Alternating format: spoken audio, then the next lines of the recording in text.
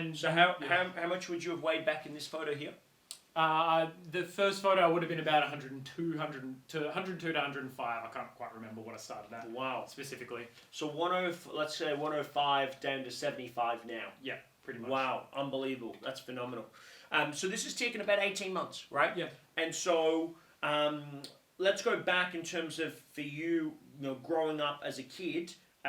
Weight, I know weight and health and fitness was health and fitness is slightly different, but certainly weight and diet was a bit of a struggle. So talk to me about your journey as a kid and growing up around health and food and diet and lifestyle and all that sort of stuff. Right. Well, it was a bit of a struggle because when dad and mum split up, it's like a lot of dad's way of gaining affection, and still is to this day, is food. Yeah. And like preparing food for people, snacks were a big thing for him. Every time he would pick us up. I remember this distinctly. He would always have that little pocket behind him, behind the van seat, where if he reached behind it, there would always be like a little bag of goodies or a little treat or something that he would have when he'd pick you up from school, or if you were going to do deliveries with him, he would have that. And then when you get home, there's always like a bag of twisties or something in the cupboard that you can easily go to that will be poured out. And and us kids would be kind of it would be like a shit fight for it because everyone wants the snacks. It would be survival of the fittest, like a Hunger Games. And then that was kind of there was a lot of snacky food. There was a lot of that sort of unhealthy stuff. There wasn't really a lot around food. There was a little bit of a propensity to want to exercise. So I played a lot of tennis when I was a kid. So I was still quite overweight. I would say probably from year 5, year 6 is when I was like 12 years old. Yeah, so like 10 to 12 years old is when I put on a bit of weight. I was probably one of the bigger kids in my class. Yeah. And eventually I sort of grew into my weight a little bit when I was in sort of year 12. But I played a lot of tennis from sort of 10 to 13, and then the physical activity kind of stopped a little bit from there until I got back into the gym. But food was a struggle because I didn't really have the appetite for, or the taste buds for a lot of different foods when I was a kid. Yeah. I got into the habit of eating pretty much the same things, like chili chicken tenders and sweet chili sauce in a sandwich, and you find what works and in terms of feeding kids. All right, he likes that. We'll just give him that because I was a bit too fussy. Sure. So it was just built around a lot of not great foods, not a lot of protein, not a lot of vegetables, just really focused around sort of that kind of stuff. And then the only physical activity I did was maybe tennis once a week, twice a week, and that was pretty much it. The rest of it was involved in computer games. That was a big part of my childhood. Yeah, it's huge. And so you end up getting into health and fitness, obviously, and I know Kim also struggled with weight as well. During that part as well. So obviously, family-based dynamic there. What was the moment where you started getting into health and fitness and started taking it more seriously? What was the catalyst for that?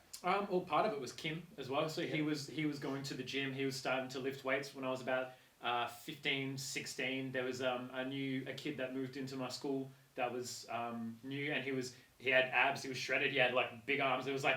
It looked like those kids that are on Netflix series, and they're like, this is a 16-year-old kid. He was like kind of one of those kids, and we ended up becoming really good mates. His name was Blake, and it was like part of that was what spurred me on to do it more. But also, I turned 16, I could get a membership to the gym. There was a gym that opened up around the corner from us called Jets when we first. It was 24 hours, and Kim was going. That was he lost a lot of weight, gained a little bit of it back, and then he was going back into it again. Right.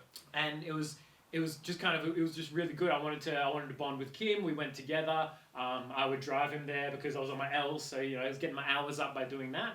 And I just enjoyed the process and the connection of going with Kim. We would like research things together. I would go through diets and stuff together and like analyze stuff and it was probably a little bit of that, then a little bit of just comparison to the other kids that were fitter, that were more attractive for women, all that kind of stuff. So there's just like a lot of that comparison to other guys around my age, around sort of 16, 17, and just not feeling that great. Yeah. And then having that opportunity to train with Kim was a big starting point for me. Yeah, wow. So effectively, you got into health and fitness at 16, and you started this body transformation 2018. Right. So that's how old would you have been then? 2018, I would have been 25. 25. So you've realistically got what's that? That's 9 years. 9 years. So, during that time, you're still training. You've always been super consistent in that.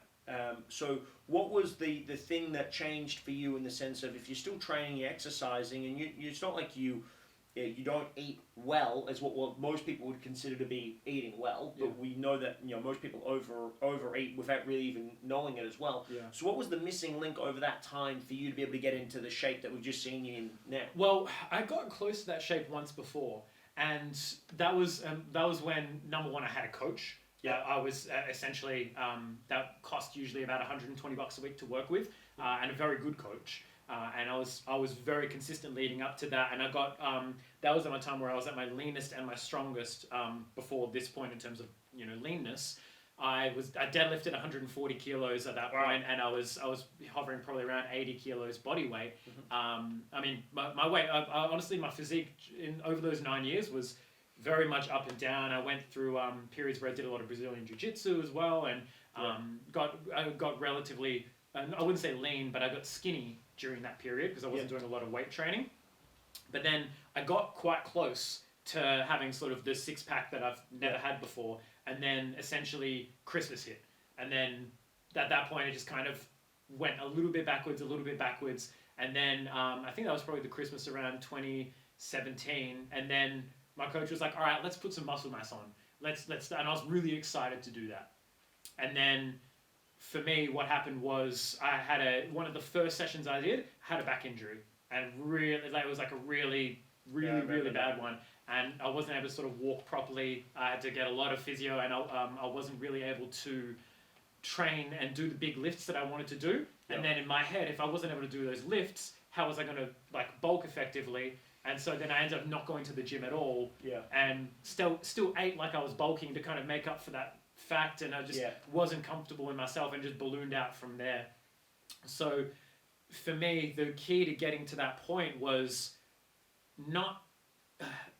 I didn't put a lot of pressure to get to this point that I've gone to now. I didn't put the pressure on myself to make progress when shit was stressful. I just allowed the stressful times to be. I was like, cool, my goal is just to maintain during this time. I'm not going to go crazy and say I must eat these things when everything's, when it's Christmas time or whatever's going on. I'll make the best decisions I can, but if I can't hit my macros bang on, then that's not going to be a drama. It's like whenever we'd go on tour, we'd go on tour for a couple weeks at a time. We spent, we spent 10 days in Hawaii, and we did, then a week and a half basically caravanning around the west coast of USA in the hell van.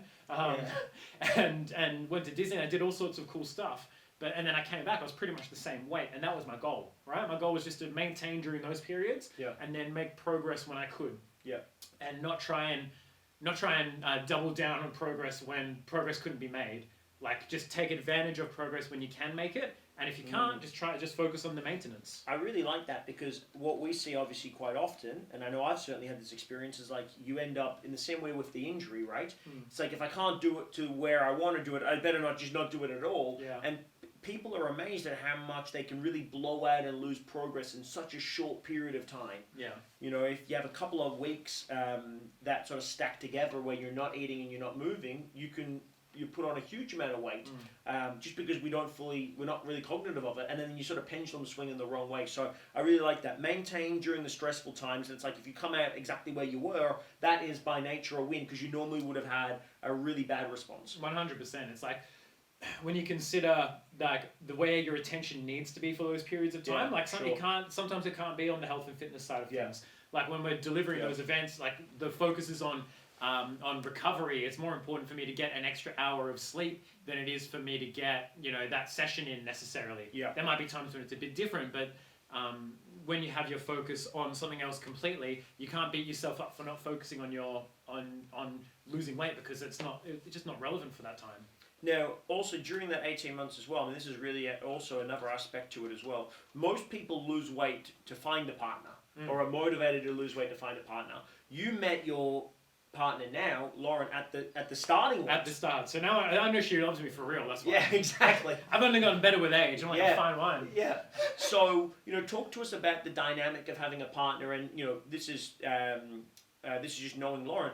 Lauren's a healthy woman, and obviously talks a lot about as well the mental health aspects of things, and making sure you're looking after your body in a wellness perspective. But she's certainly not in the gym in the same way that you are with that same commitment. She's doing a little bit more of that now. Yeah. But for someone that for Lauren that didn't necessarily come from a health and fitness background in the same way that you did. Yeah. What's that dynamic been like to navigate over 18 months? Because I know a lot of people struggle to maintain consistency with their health and fitness if you're in a relationship and your partner doesn't understand in the same way. So talk us through how you've dealt with that. Well, she doesn't necessarily, she's not a big sort of gym, junkie exercise person, but she does also support me in my goals, and we go for walks constantly. Right. So she knows the power and the value of all of that kind of stuff.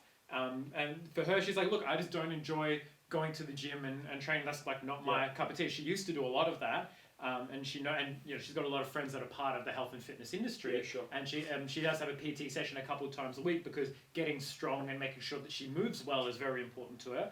And she's always kind of understood the value of it. Yeah. And so as a result, she's always supported me in doing what I need to do, which a big part of that is the gym and health and fitness and that side of things. So it's been really good because she's been super supportive the whole time. Great. So talk to us though about some of the dynamics, because I know it's in the little moments, right, where, for example, you would want to go to a restaurant, but when you're in a plan like you're in, you're quite restrictive in your diet, right? Yeah. Because you have to be able to really make sure you're getting the right balance of things. Yeah. So how do you guys have conversations around that?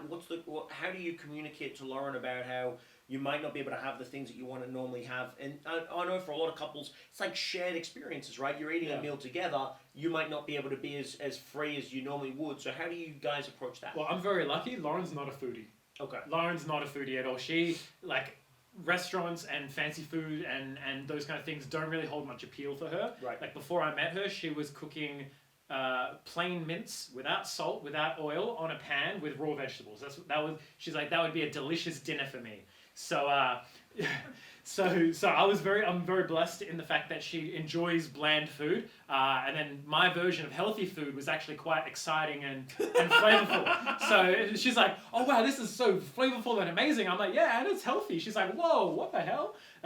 So it worked out quite well. But I mean, there were still times where we wanted to go out with friends to dinner, and she would often help ground me and remind me of a lot of the things that I preach, which is like, hey, one meal doesn't make or break it. So as long as you're not trying to go out every single night, we can still have those meals out. And the only times where I wasn't able to have those meals out, or a glass of wine, or have something a little bit extra, was probably in the last 3 weeks leading into the photo shoot, where I was like, all right, cool, I just really want to dial this in. And even, look, honestly, 4 nights before the photo shoot, we went out to dinner, right? I just picked the steak option, steak and salad, or steak frites, or whatever it is, and had 1 glass of wine, and, hey, I was just, hey, I'm dehydrating for the photo shoot, it's fine. Yep. So still managed to fit those things in, but she was just like, look, I understand how important this is for you, and I just reiterated to her, I was like, look, this is something that I've been working on for a very long time for myself personally, and it just comes down to the fact that we have great communication as a partnership. Good. And the fact that I've reiterated to her many times, if this is getting too much for you and you want to be able to go out to dinner, let me know, and I can fit that into my plan. Yeah. So it's like, cool, if you ever want to go out to breakfast, just let me know, and I can have a much leaner lunch and dinner, and we'll go out and we'll have some bacon and eggs, and we'll go to a cafe or whatever it is. All bacon and eggs now. Yeah, exactly. But by having those conversations and say, hey, if you ever want to go to dinner, let me know, and I'll prep for it earlier in the day, and we can make it work. I might research the menu first, and I might just need your help in. And she's always been a great support of saying of reminding me when to not snack and when to not be mindless about my meals, and also not to beat myself up for having a little bit extra at those times if I needed it. Yeah, gotcha. Love all of that. So, one of the big things I see a lot of people struggle with, right, is the motivation that you use to get started eventually dies. Yeah. Right? So that initial kickstart goes, and certainly over 18 months, what you originally started with is very different to what keeps you going. So for you, what was the kickstart? What was the moment you said, I'm going to get into this. This is no longer how I want to look. I'm going to completely change. What was that original motive? It was very, very negative and very away from initially. Okay. So it was literally, I had 2 comments in one day from my coach at the time, and then also from my dad. Oh, right, okay. So on the same day, I went to try on one of the jumpers I've got here, and then when I went to take it off, my shirt came up with it, and then my coach was like, "Oh, about time we got you on a shred then, hey?" Then I was just like, "Oh yeah, probably a good time to, not a bad time to shred. And then I got, when I went home, literally that day, my dad commented something about my stomach sticking out further than my chest. He's like, put on a bit of weight, haven't you, or something like that. And then I was just like, all right, fucking time to get rid of this shit, right? Yeah. So I was very emotionally charged that day. I imagine you would have been. I was not super happy, and I had a history of poor body image and poor eating conditions, of like a little bit of bulimia and not loving the way that I looked, and sort of rebounding back the other way and going over the top with the methods of trying to manage my weight in those moments. And I know, and it was like I never went back to those things, but my thoughts were like very self-deprecating in those times. So I then ended up having a conversation with Dad. I'm like, look, I understand put on weight, but it's like very hard to hear that from you. But also, it's like with the position that you've been in health-wise, it's kind of like the popcorn in the kettle black. Yeah. I can understand your coach calling you out on it, but I get it. Yeah. Okay, so that's the motive to get started. And so, day one, what's your approach? From a training, nutrition standpoint, because it's a progressive cut for you, right? Yeah. So, from a calorie perspective, not everyone will understand this, but from a calorie perspective, what were you on when you were starting? Started out, I think I aimed for around 2,000 to 2,100. Okay. Approximately, around that range. And then, so essentially I picked a target. I was a little bit higher than average, because the last thing you want to do when you're starting, especially a big long cut, is pick something too low. Yeah. And then you've got no room to wiggle. You might get some immediate results in the first 6 weeks, and then when you start to stall, it's like, well, now you're going into starvation and not being able to eat properly from about 6 weeks in, as opposed to being able to take 6 months to get there.